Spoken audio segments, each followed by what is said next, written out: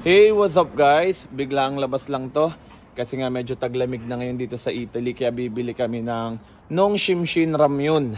Masarap yun pag taglamig, yung medyo maanghang-anghang. Bale, may dala din nga akong ganito.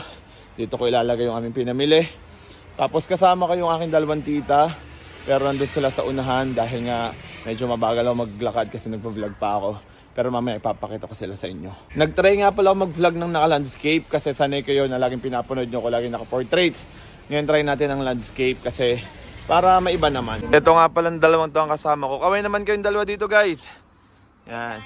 Yan. Hey, nakakita pa tayo dito ng kakilala. Ay, ayan, hello po. Kumusta si Kuya John tsaka si Ate Jen? Okay naman po sila. Sige po, ingat po kayo. Sige po. Katrabaho ng tita ko, nakita namin dito. Tapos nagulat ako kasi kilala daw pala ako. Medyo malamig na nga talaga guys. Buti pinilit nila ako mag-jacket kasi mag-aangas-angasan sana ako. Dapat magti-t-shirt lang ako. Pero sabi nila baka daw ako magkasakit. Kaya yun, para wag nang humaba ang... Ay to, may kakilala na ulit tayo dito. Ciao po Tita Ellen, kami kayo sa vlog. Habang naglalakad nga kami dito, ang dami namin nakikitang kakilala. And yun, ano nga bang kwento ko? Sabi ko buti pinilit na ako mag-jacket, kung hindi magsisisi sana ako. Sobrang lamig nga talaga. After nga ng 10 minutes sa ating maglalakad, nakarating na tayo dito. Dito na tayo. Uy, yung puti. Ciao amigo! Oh! Diba? Kamusta eh? Toto posto? Say hi to my vlog. Ciao! Hello! Pipili na nga tayo dito kung ano yung bibili natin. Masarap ba itong ano? Ano to? Chapaghetti. Meron din ditong champong. Uy, doon naman sa ano, jampong dito, champong. Ito yung gusto ko, yung Shin Ramyun. Napakasarap nito guys, kaya lang sobrang anghang. Ito meron pa din dito ano, red super spicy. Siguro tatalunin ito yung buldak. Alam niyo yung buldak? Ha? Alam niyo yung buldak? Alam niyo yung buldak? Meron yung buldak dyan. Ayun! Ito guys, meron ditong buldak. Ito. Alin bang mas masarap dito? Itong cheese o itong ano? 2 times spicy. Alam nyo ba guys, wala naman akong balak mag-vlog ngayon eh. Kaya lang madami nagko-comment sa akin na parang hindi na daw nila ako nakikita sa kanilang newsfeed. Sabi ko, araw-araw naman nag-upload pero siguro, baka hindi na ako lumalabas sa newsfeed nga ng iba. Pero araw-araw may upload. Ulit-ulit ano. Basta araw-araw may upload, check nyo lang po. Search nyo, Mr. Fonzie. Tita Lala, ano po yung nabili nyo? Ramyun, sobrang sarap nito. Galing po yan ng ng Korea dati. Masarap ba yan? Chicharon yan. Chicharong duwag-duwag. Chicharon ng Thailand. Ay parang Brazil. Bawal daw ang baboy ngayon na. May mga sakit ang baboy ngayon na. So hindi ko alam kung sa Pilipinas lang ba may sakit ang mga baboy o pati dito sa Italia. Ringo, parang bingo. Uy, nakakamiss mag-bingo sa Pilipinas. Pero yun hindi siya perahan. Ano lang siya, ang inuman ng tubig. Blackout ba yung tawag doon? Yung punuan, pag ikaw una nakapuno, lahat ng talo iinom ng tubig. Ganun lang, walang perahan. Ito nga tita ko, tignan nyo. Anong tawag nga doon? Yung nambabarat? Nambabarat to. Bawal yung nambabarat. Dahil nagnenegosyo sila, naghahanap buhay sila ng matiwasay. Yan.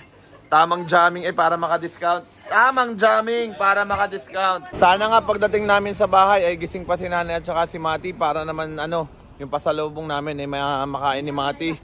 Kasi ngayon medyo maaga natulog si Mati kasi nga may pasok siya bukas.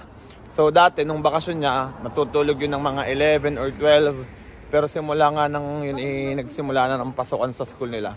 Tulog na yun ng alas 8, alas 9. Medyo inabot tayo ng halos kalahating oras sa pamimili doon sa tindahan ng Bangladino. Kasi nga hindi agad namin makita yung mga hinahanap namin. Tapos tamang kwentuhan din, kaya ayun. Anong oras na kami makakauwi nito sa bahay. May binili nga ang Tita Lelia doon na ganare. Pero masarap. Pagkain ng aso? Yan tingnan nyo. May nakadrawing kasing aso. So pagkain daw to ng aso pero kahit na. Kahit na pagkain ng aso, masarap. Paano ang sample ng pagkain ng aso? Sarap! Ayun! Alam nyo ba guys na pwede kayong uminom dito? Lahat ng makikita nyong ganito dito sa Italy ay inumin. Yan, sample nga, sample.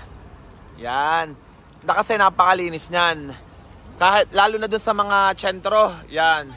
Malinis na malinis yan. Pero syempre dapat nyo muna yan. Yung huhugas-hugasan din kasi nga pinapainom din dun minsan yung aso.